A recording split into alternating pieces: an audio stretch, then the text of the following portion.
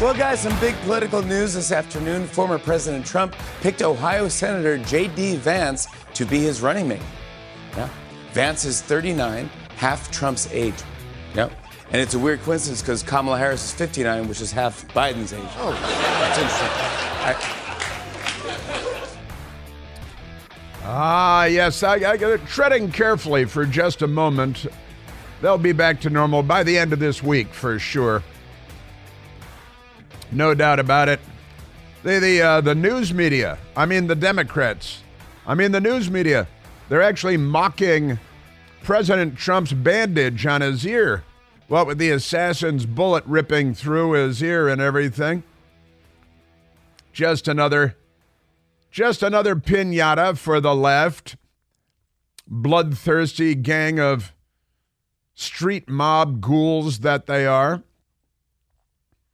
Well, happy Tuesday to you and welcome. A great many stories to report, positive stories, remarkable stories. Anybody notice a difference in President Trump's face last night?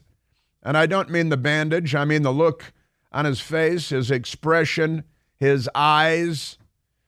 My best girl and I talked about it when President Trump came out, and I've been texted by friends about the very same thing. May have been a shift of some kind in his physiognomy and the expression on his face reflecting what's going on inside of him. And there is some discussion of President Trump perhaps having had an epiphany of sorts, having survived the assassination attempt by this much. Remarkable times we are in. President Trump selecting his vice presidential running mate, J.D. Vance, last night, and that's a big deal. And the events at the convention in Milwaukee last night, remarkable things going on all over the place. So many wild things going on everywhere you look. And the news media, as corrupt as ever, and they just can't wait. They're taking a little bit of a breath here. I think Joe and Mika are back today. They were kicked out yesterday by the management, and this morning, I understand they came on. I didn't watch them. I understand they came on and didn't say anything about being missing yesterday, and then they apparently took some shots at management, to show that they're something or other. But they stink, they smell, they're awful, they're terrible, and we'll mostly ignore them, but we got a little tiny bit of them. Also, now something interesting happened last night because I suggested this last week, and Joe Biden did an interview with Lester Holt yesterday, and apparently they had to change everything because Joe Biden was going to do the interview with NBC News' Lester Holt in Austin, Texas, before a Joe Biden event in the area. And they called off the trip to Austin, Texas, because they say of the assassination attempt on Saturday. That's the excuse that they gave. Said they're not going to Austin because of the assassination attempt where they had planned to do the interview. So they did the interview anyway. Lester Holt did, and it aired last night in prime time, and my best girl and I, we watched it and had the convention rolling on another channel on the DVR, the digital video recorder. That's where you put the stuff. And Joe Biden he's a mental case, and he's an idiot, and Lester Holt asked a couple of questions. He did a perfectly fine job, Lester Holt did. And Joe Biden made a fool of himself, as you might expect, here and there. And that's fine because he's a Democrat and he's got the media backing him up no matter what and all that good stuff. Remarkable things. But Joe said some things that I will share with you that made it clear that he's still Joe Biden, that he's just Joe Biden. And at the end of the interview, Lester Holt said something that I recommended last week. I said, well, wait a minute. Lester Holt they cut a deal with the White House, the Democrat White House, and Joe Biden to do an interview on the day that the Republican National Convention starts in Milwaukee, Wisconsin. And they say they're going to air that in prime time at 9 p.m. Eastern. That's what they announced when they got the agreement from the White House to do the interview last week before the assassination attempt. And And I said at the time, well, the Trump camp should go to the Lester Holt people at NBC and say this. They should say, hey, that's good programming by you guys at NBC. I think that you should do an interview with me the night that the Democratic convention starts in Chicago, and you should air that in prime time, because I thought that would only be fair, even Steven, fair and balanced, right? And at the end of the interview with Joe Biden, as they were leaving, Lester Holt on camera said, we have contacted the Trump campaign and said that we would be happy to, whatever he said, do an interview with President Trump on the first day of the Democratic convention and air it in prime time. And I don't know what the evolution of all of that was, but it was my suggestion as soon as they announced the Joe Biden interview on the first night of the Republican convention.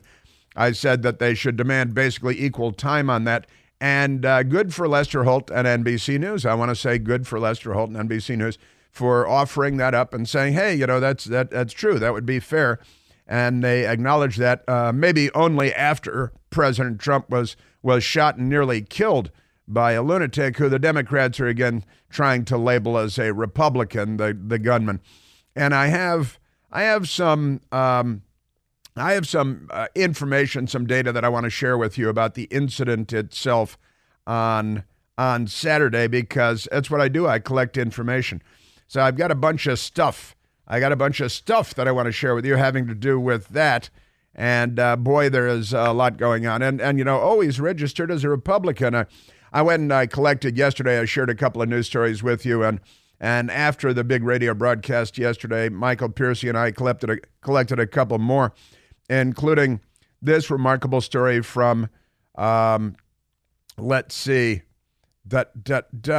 as I got to make sure I have the date right, more Democrats than Republicans switching parties in Pennsylvania, the Pittsburgh Post-Gazette. And it turns out that the more Democrats switching parties to Republican. Why is that? And the Post-Gazette story is why it matters. Well, why it matters indeed is a relevant question today, because the crooked, filthy, lying, rotten, stinking Democrats love to just make up whatever they need to make up, whatever they feel they ought to make up, and then pretend that it's real. They imagine things, they say them out loud like children, and then they believe them. They believe the things that they say out loud, knowing they're not true. But some remarkable details in this Pittsburgh Post-Gazette story. Remarkable indeed. And why are they all switching parties? Well, isn't that amazing? As of December 18th, they wrote in the Post-Gazette, just in Pennsylvania alone, 35,589 former Democrats switched to Republican Party, while 15,622 Republicans changed their registration to become Democrats in advance of the 2024 election. Well, isn't that fascinating? Because, they've got sinister intentions, of course, as you might expect. Now, there are, and I'll get into that in a little bit, there are a lot of things to get to, including some of the stuff that we couldn't get to yesterday because we only had 3 hours yesterday, as is so often the case, and couldn't get to everything we wanted to get to. And I said as much on the radio yesterday. But there are all kinds of interesting stories about how the police were notified 30 minutes before the shooting started that there was a creepy guy with a suspicious object that might very well be a rifle. And he was hunching around. He was lurking around, and the police were notified. And there's video, and we had the audio yesterday, and I'll play it for you today, of some people making a video with their phones, of course, and creepy guy crawling on the roof of the building that he used as a perch to shoot the former president and to shoot and kill a firefighter, a 50-year-old father, and a firefighter, murdering him and wounding 2 other people. And there are a lot of questions about where were the police, the local police, the state police, the county police, who had control of the building where creepy crooks crawled up there with his rifle and shot President Trump's ear. And it was a mass shooting. 4 people shot. The news media, here it is now, my Washington Post, they have a front page story that, as is so often the case, blames the gun. They blame the gun, and the Democrats all over the place. It's another opportunity for them to blame the gun and try to do away with the Bill of Rights to the Constitution. Rifle used by rally gunman was bought in 2013 is the headline on the front page of the Washington Post. That's not really an important detail. Not even close to being an important detail. FBI continues to search cell phone data, other evidence for motive. I think that his motive was that he really hated Donald Trump and he wanted to shoot him in the head and murder him. His motive was that the Democrats vilified and demonized Donald Trump as Adolf Hitler, who would end democracy and be a dictator and take all your rights away and kidnap your children and maybe kill them. And that he believed it. And so he decided that it was the right thing for him to do. 20-year-old guy, Thomas Matthew Crooks. And the news media, I love this part, sentence number 2 in the Washington Post front page story. The 20-year-old gunman, Thomas Matthew Crooks, bought 50 rounds of ammunition. He bought 50 rounds at a gun store. Where else would you buy it? The morning of the shooting, according to this person. That 50 rounds, and Democrats, they see that they don't know that you buy ammunition in boxes, where there's going to be 50 rounds in one box. He bought 50. Well, what? They think you buy one at a time, like from a Pez dispenser or something, because we've got really ignorant people in charge of so much in this country, the kakistocracy that we have. Aren't they amazing? But there were all kinds of interesting things going on that need to be addressed.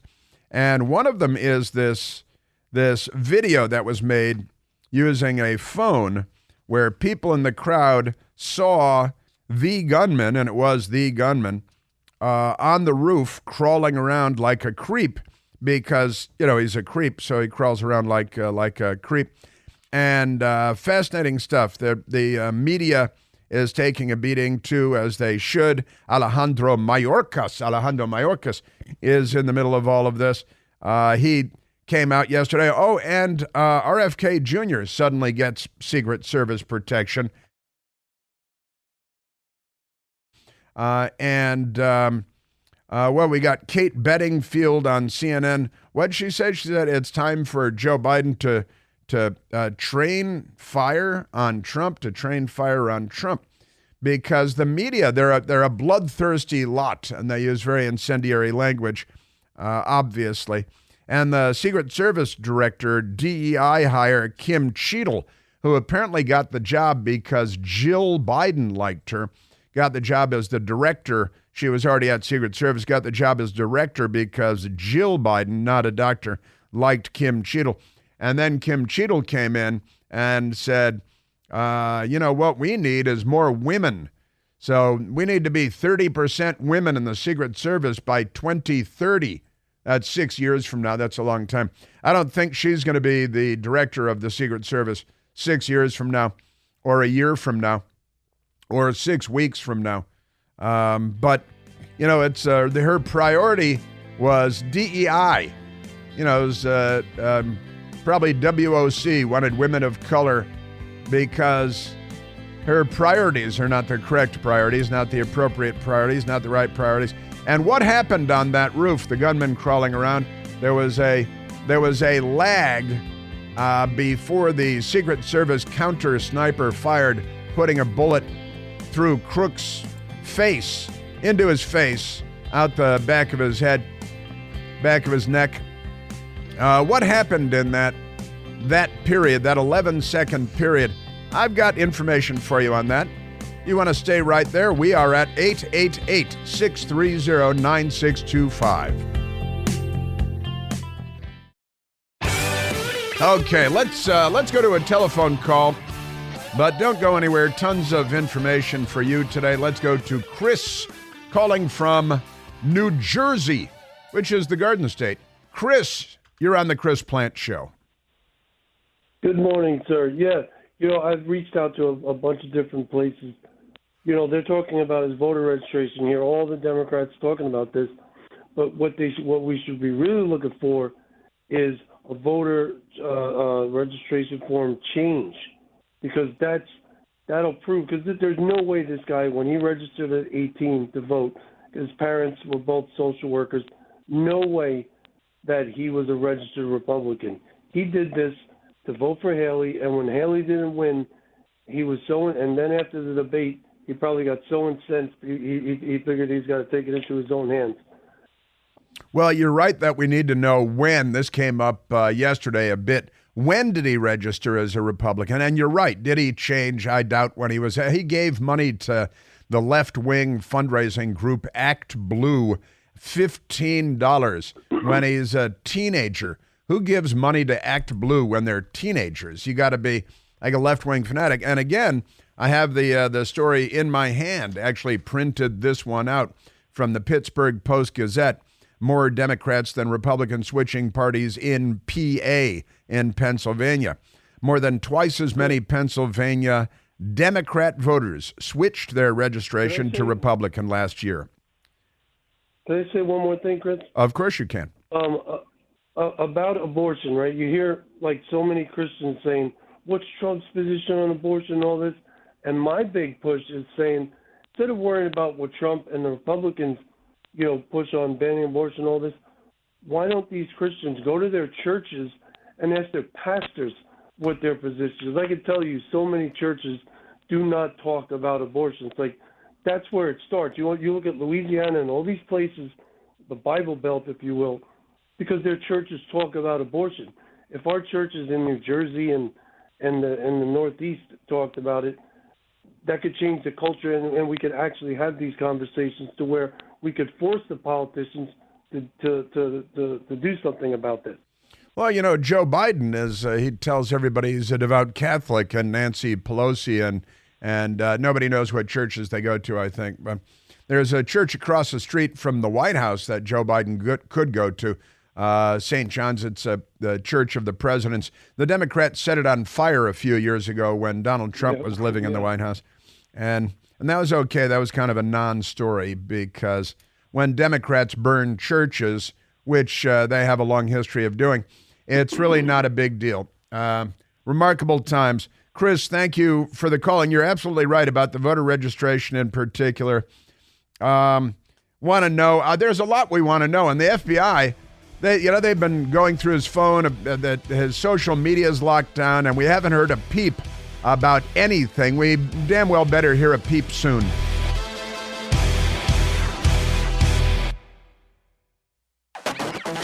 Virginia Commonwealth University conducts political polls, VCU. Shows Virginia has Trump up 3 points in the Commonwealth of Virginia. Yesterday, the New York Times Siena poll showed Biden up by 3 points. That's the New York Times. So you can't believe any of it. And the Real Clear Politics average in Virginia has them tied, which means the polls are completely negligible. Just saying. That's their thing. Listen, so many things to get to. I'm going to try to get to as many as I can today. Man.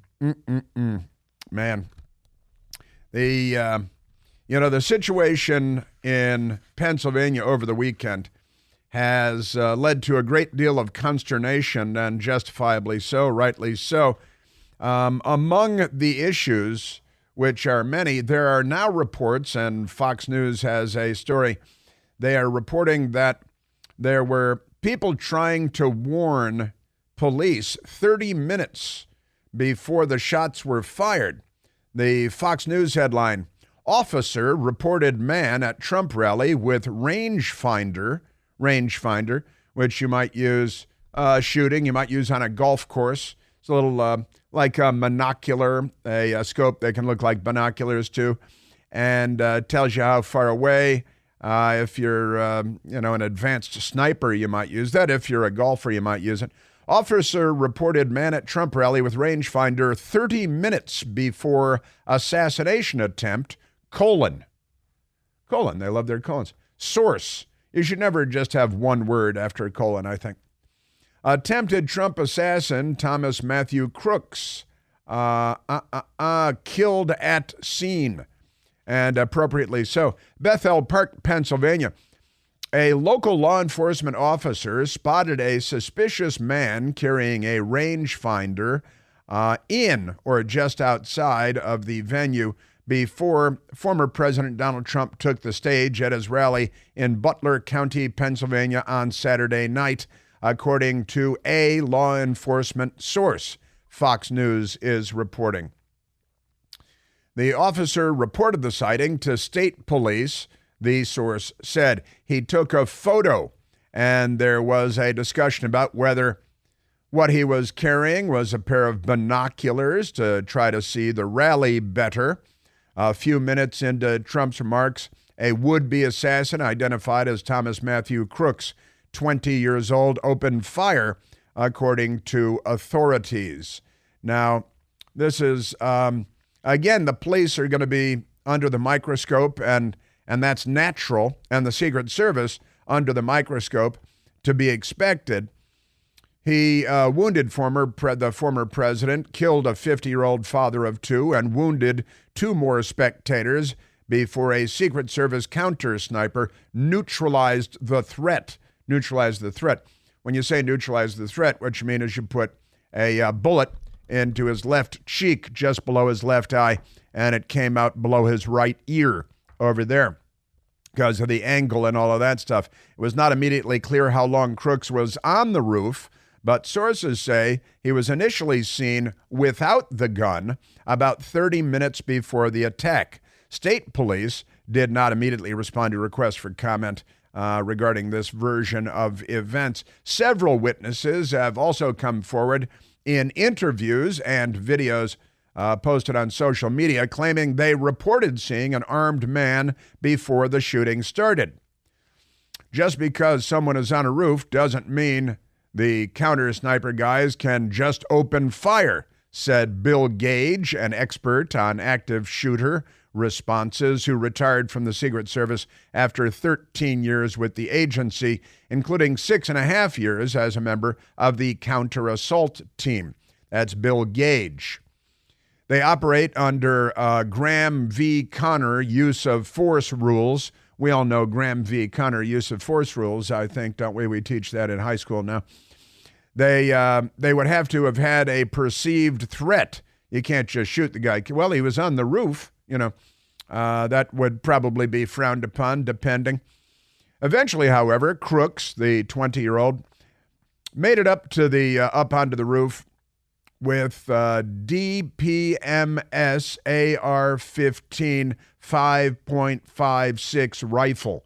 That was a cumbersome sentence by Fox News, which authorities recovered at the scene. So it's an AR, and it's a 5.56 223, and it had been purchased legally by his father more than a decade ago. He apparently went to his father and said he wanted to go to the range, wanted to borrow Dad's rifle, the AR. He said, yeah, sure, son.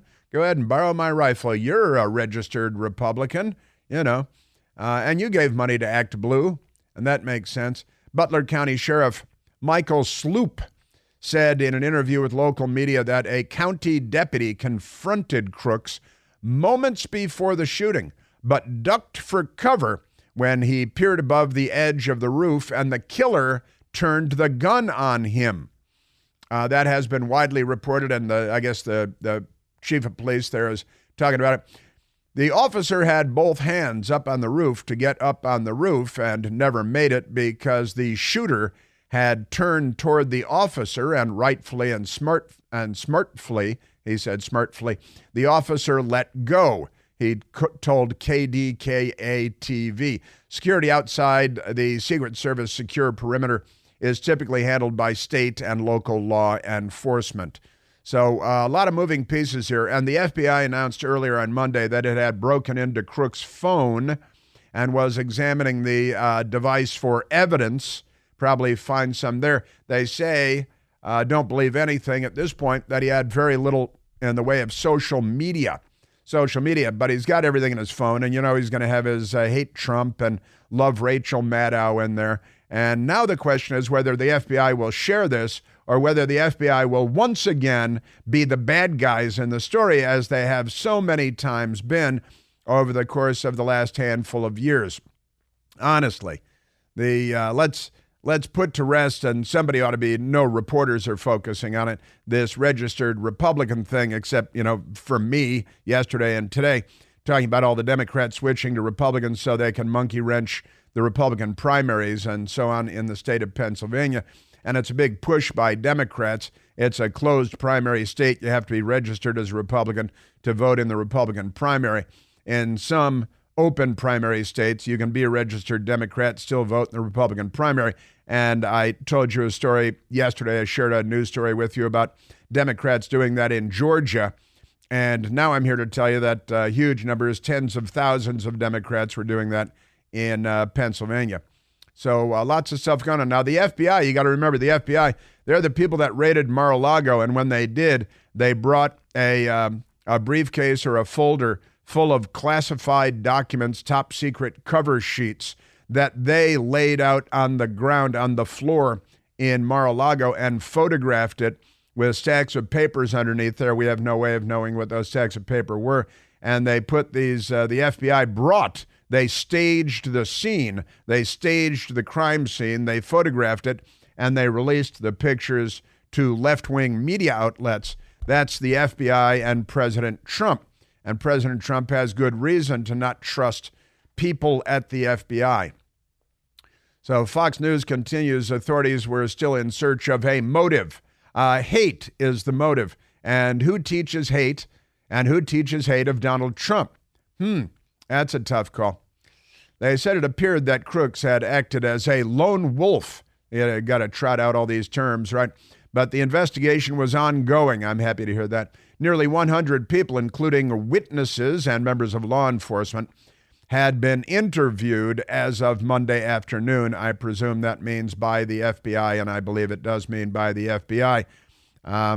But they do have a credibility problem. All right, now let's go to the audio that we had yesterday, but we didn't play for you yesterday because there was just a lot going on. And this is, there's video posted, made with a cell phone, it would appear, posted online by what sounds like a man and a woman at the rally together, and they see Creepy Boy Crooks crawling on the roof of a low one-story, two-story building. And the roof has the building has a roof line that, as you might imagine, goes up and goes down. There are peaks. And Creepy Boy Crooks was down on a lower level of the roof when he was spotted by people in the crowd. Look, they're all pointing. Look, they're all pointing. Yeah, someone's on top of the roof. Look. There he is right there. There he is right there. Right there, see him? He's laying down. See him? Yeah, he's laying down. They're kind of on the outer... What's happening? President Trump is already speaking. A few people are gathering around. What's happening? What's this guy doing? Look. There he is. There he is. Creepy boy. Calling a police officer over. Criminals. We have criminals. Now, ladies yelling, he's on the roof. I can see him. He's on the roof. And this is the guy. It turns out that it's not some, random guy cleaning out gutters, an illegal alien cleaning gutters. This is Crooks, we would later learn. And I shared with you, and we just talked about the story of the local police. Local police were alerted there's a guy on the roof. And here's my understanding. 3 local police, and I'm not sure if they're county or town or maybe even state highway patrol people, but the police, not federal, not Secret Service, and they had control of this building, and they were supposed to be using that for the local police counter sniper team, using that building, using that facility, right? So 3 police officers went over to this building, and 2, like when you're a teenager and you boost your buddy up onto the roof of something or other for whatever reason. So 2 police officers, interlock your fingers and he steps into your hands, and then 2 buddies lift you up, and the police officer was lifted up high enough. I'm reaching my hands up like I'm hands up, don't shoot. And I'm wearing my hands up, don't shoot t-shirt today. And the police officer reached his hands up like this and grabbed onto the edge of the roof. I don't think there's a gutter. It's just the edge of the roof. And he pulled himself up. And then the report I just read said he had both hands on the roof, and he was pulling himself up.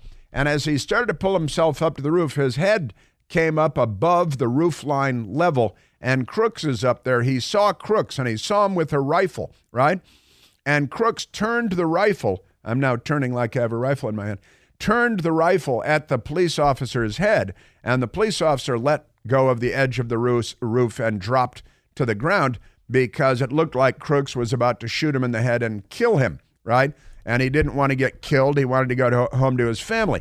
So he let go of the edge of the roof and he dropped. Now, that's when things start happening, because now Crooks knows that he has been spotted by the police and that the police know right where he is, right? Now, keep in mind where Crooks went up on the roof.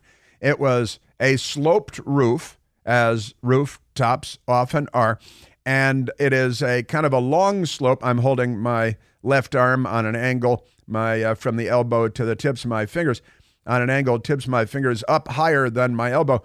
And he was crawling like a creep up that roof toward the highest point of the roof, right? Now, if you look at where the counter snipers are on the rooftops over close to where President Trump is on the stage, you look at the angles, and here's what you likely see. Where the counter snipers are, the Secret Service guys are, when they're looking at this building from their perspective, they see the kind of the blunt end of the high part of the roof. And Crooks was down below the high point and very likely not visible to the counter snipers over on the rooftop because of the angle of the roof. Crooks, now at this point, he knows he's been found out because the local police popped up, right? And Crooks crawled up to the edge, to the top ridge of the roof, popped up with his AR-15 rifle, and he fired 8 shots in 2 seconds. 8 shots in 2 seconds. I believe shell casings have been recovered at the scene and so on. 8 shots, and they've examined the video and audio from the scene. He fired 8 shots toward President Trump. He killed a 50-year-old man who was there with his family, who used his body to shield his wife and his daughter. And he was killed. 2 other people were wounded. President Trump's ear was shot, and President Trump dropped to the ground. But Crooks fired 8 shots in 2 seconds.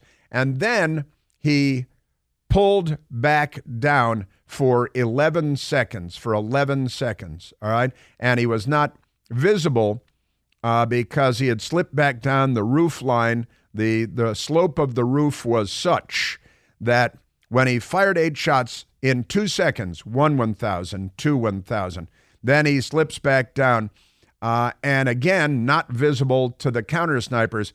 And the police on the ground, they hear the shots. They know that it stopped. The gunfire has stopped. And they know that when one police officer popped his head up there a minute earlier, that the rifle swung around and he nearly was shot in the head. So it's obviously a very dangerous situation right there, right? Now, Crooks is not visible for 11 seconds. Is he swinging his rifle around waiting for local police to pop their heads up above the roof line again? We don't know. We don't have video of that, and the police couldn't see it because they're on the ground now. But after 11 seconds of silence, he pops his head up again to look toward Trump and the stage, and that's when one shot is fired by the counter sniper. It hits Crook in the left cheek, below the left eye, and exited beneath his right ear. Came in left cheek, exited by right ear. He popped up, he fired 8 shots in 2 seconds. He ducked down for 11 seconds. When he popped his head up again, 1 shot, 1 kill. Secret Service sniper took him out just like that. So that's my information. You take that. I hope you took notes on it, because a month from now, when we get, maybe 3 months from now, when we get the information, that's what we're going to find. And that's all I'm going to say about that, because that's not public information yet. But you mark my words, why don't you? Take notes, because 8 shots, 2 seconds, then an 11-second pause, then 1 shot by the counter sniper, and Crooks was taken out.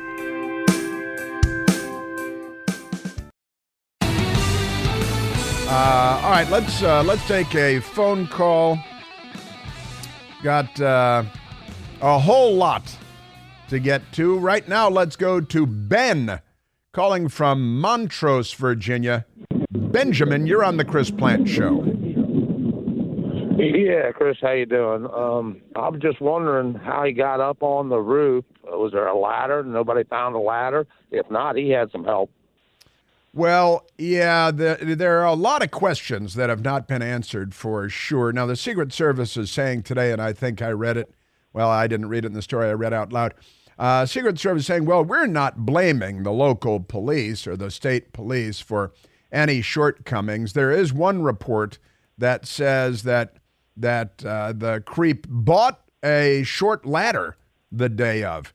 Now, I like to say, because it's true, Ben, initial reports are always wrong. When there are a lot of fast-moving parts, a lot of people are concerned about a lot of things, from their careers to their reputations. And the internet is such a loony bin, and the left is so mentally ill, that there are a lot of false reports that just pop up in situations like this. Did he buy a ladder? I don't know. Did he borrow the gun from his father? Looks like he probably did. Was he a registered Republican? The Democrats want to pretend that he is, but I suspect that we'll learn more about that later, or not, since the FBI is in charge of the investigation. But how did he get onto the roof is one of the questions. It's a good question, Ben, and it's one of the questions that needs to be answered. Apparently, there was no ladder, according to reports, but we shall see.